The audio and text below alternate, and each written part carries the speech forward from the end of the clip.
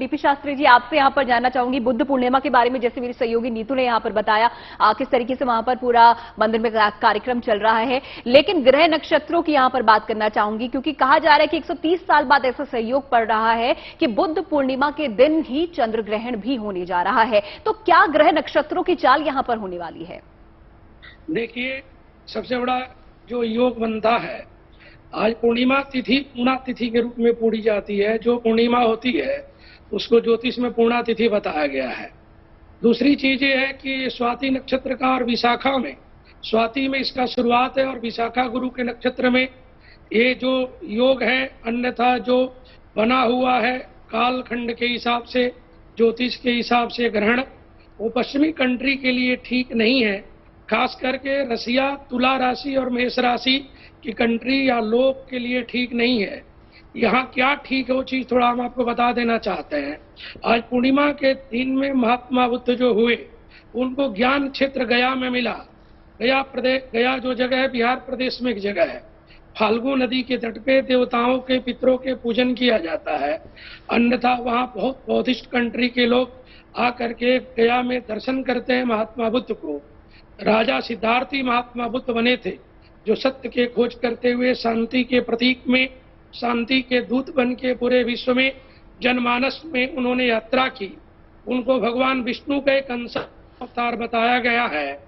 जो महात्मा बुद्ध ही भगवान विष्णु के अंशावतार थे, बल्कि सनातन धर्म लोग माने नहीं, सनातनी लोग उस चीज को नहीं माने, क्योंकि उन्होंने मूर्ति पूजा को, सनातन का विरोध किया था। लेकिन आज उनकी जयंती है और साथ में ग्रहण काल भी बना हुआ है। इस ग्रहण काल में आप लोग दो काम करें। भारत के लोग तो बिल्कुल निश्चिंत रहें, संशय किसी चीज को ना लें, बल्कि स्नान जरूर करना चाहिए और दान जरूर करना चाहिए। कोई व्यक्ति किसी राशि का है, उससे लेना और देना नहीं है, वो जो भी कर सकता है, स्नान करें और दान करें। अन्नदान की महिमा इसमें है, वस्त्र दान की महिमा है, और सूत्रों को दान दिया जाता है। केतु ज्ञान का कारक है, तो ये सब दान सूत्र को होना चाहिए। डीपी शास्त्री जी, आपने बताया कि किसको दान देना चाहिए और क्या दान करना चाहिए। अरविंद शुक्ला जी, आपके पास में आऊंगी, क्योंकि चंद्र ग्रहण आज रात को हो रहा है। जाहिर सी बात है रात को ही होगा, 8:44 से 1 तक। तो ये जो दान है वो कल के दिन ही करेगा कोई भी व्यक्ति, तो क्या उसका फल उस तरीके से मिलेगा?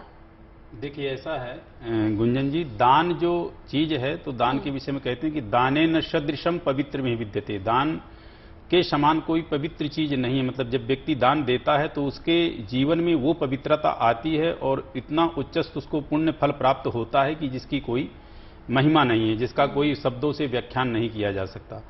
ग्रहण लगने से पूर्व, अर्थात जैसे हमारा ग्रहण लग रहा है 8:44 पे, 8:45 पे रात्रि को, उससे पूर्व हम जो है दान निकालें। और जब ग्रहण समाप्त हो जाए, यानी 1:01 या 2 मिनट तक जो ग्रहण हमारा मोक्ष काल है, वो जब समाप्त हो जाता है, उसके बाद हम पूरी तरह से स्नान वगैरह करके, शुद्ध वगैरह होके, फिर जो कुछ हमने दान निकाला है, दान में निकालना भी क्या है, क्योंकि चंद्रमा का ये ग्रहण है, तो चंद्रमा से संबंधित दान होना चाहिए। जैसे आपके जो है सफेद चावल हुए, सफेद वस्त्र भी आप ले सकते हैं, आप जो है चीनी हैं, आप सफेद में दूध भी आता है, तो आदि आदि जो सफेद चीजें हैं उनको ले करके फिर प्रातःकालीन बाकायदे आप स्नान वगैरह करके अपने घर की शुद्धिकरण करके, यानी गंगा जल, यहाँ ग्रहण तो है नहीं तो गंगा जल आप जो है अपने मंदिर आदि में छींट लेंगे सुबह प्रातःकाल स्नान करके, और फिर वो मंदिर में यथा योग्य जो जिसको आप दान देना चाहें तो आप उसको दान को दे सकते हैं। तो दान जो निकालना होता है वो ग्रहण से पूर्व निकालना होता है। और ग्रहण का एक मतलब इसमें नियम भी है कि ग्रहण के पूर्व स्नान होता है, ग्रहण के मध्य स्नान होता है और ग्रहण के लास्ट में स्नान होता है। इसमें सबसे ऊंची चीज जो बारंबार कही जा रही है, ग्रहण काल के समय ये जो अपना समय होता है, यह समय अतिशय पुण्यप्रद के लिए होता है। कहते हैं ना कि पुण्य से ही, तपस्या से ही ब्रह्मा सृष्टि कर रहे हैं, तप के ही बल पे विष्णु पालन कर रहे हैं, और तप के ही बल पे भगवान शिव संहार कर रहे हैं, और तप के ही बल पे इस पृथ्वी को शेषनाग जो है अपने फन पे थामे हुए हैं। तो कहने का तात्पर्य कि यह जो ग्रहण काल होता है, इस ग्रहण काल में यदि आप एक माला जाप करते हैं, हालांकि यहां तो ग्रहण लगा नहीं है, लेकिन इस धरा में चंद्रमा एक है तो प्रभाव तो यहां भी पड़ेगा, तो आप उस एक माला को यह मान के चलें कि कम से कम आपको उसका 1000 गुना लाभ मिलेगा। एक तो ये रहा ग्रहण के विषय में। दूसरा यहां पे ये भी ध्यान रखिएगा कि चंद्रमा किसी भी स्थिति में यदि आपका पीड़ित है, चंद्रमा एक ऐसा ग्रह है जो कि जितने भी हमारे नवग्रह हैं उनमें सबसे वह बलिष्ठ ग्रह है, क्योंकि मन के गति का कारक चंद्रमा है और व्यक्ति के जीवन में मन से बलिष्ठ और कोई चीज नहीं है। यदि मन से व्यक्ति बलिष्ठ है तो पहाड़ से भी पहाड़ की समस्या जो होगी उस समस्या से वो टकरा जाता है और उस समस्या को नष्ट कर देता है, अर्थात वह स्वयं बलिष्ठ हो जाता है। और शायद मन से हीन है, दीन है और कमजोर है तो छोटी सी समस्या उसके जीवन में बड़ी विपदा खड़ी हो जाती है। तो चंद्रमा को यदि ठीक करेंगे तो मन की स्थिति, मना स्थिति, मां की आदि चीजों की स्थिति अपने आप ठीक हो जाएगी। जैसा कि आपने कहा कि चंद्रमा मन का कारक होता है। वानिया जी, चंद्रमा को मां से भी जोड़ा जाता है कि अगर आपका चंद्रमा कमजोर है तो मां की तबीयत में भी थोड़ा सा यहां पर आपको असर नजर आ जाएगा उसके लिए। तो ऐसे में आज के इस चंद्र ग्रहण में जिनका चंद्रमा नीच पर है वो क्या कुछ उपाय यहां पर कर सकते हैं कि इस तरीके की परेशानी उनकी माता को ना आए? रेखा जी, बहुत ही बेनिफिशियल क्वेश्चन पूछा है आपने कि ग्रहण के दौरान हम कैसे, मतलब क्या प्रिवेंटिव मेजर्स लें कि जिससे जो है हमारी माता पर कुछ भी, किसी भी तरह का असर ना आए।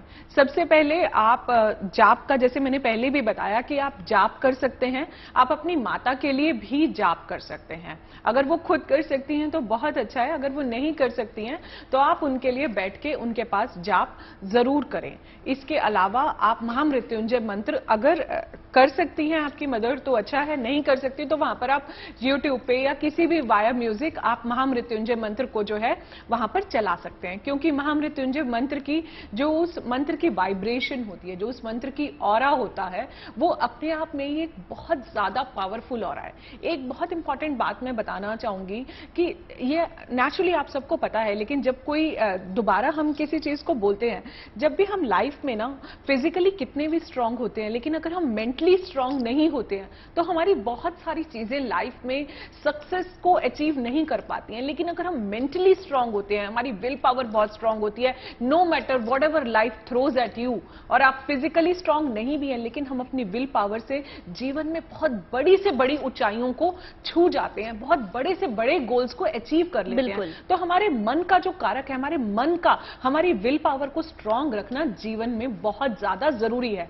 इसीलिए आप ग्रहण के बाद स्नान दान करें, स्नान दान का बहुत ज्यादा महत्व है। जाप करें, गुरु मंत्र करें, जिस भी इष्ट को आप मानते हैं, जिस भी जो आपकी फ्री विल है, आप उनको याद करें, उनको धन्यवाद दें। चंद्रमा बिल्कुल वान्या जी, किस तरीके से हम दान कर सकते हैं, ध्यान कर सकते हैं, इसके बारे में आपने बताया। साथ ही साथ चंद्रमा मन का कारक है, मन को मजबूत रखना बहुत ज्यादा जरूरी है।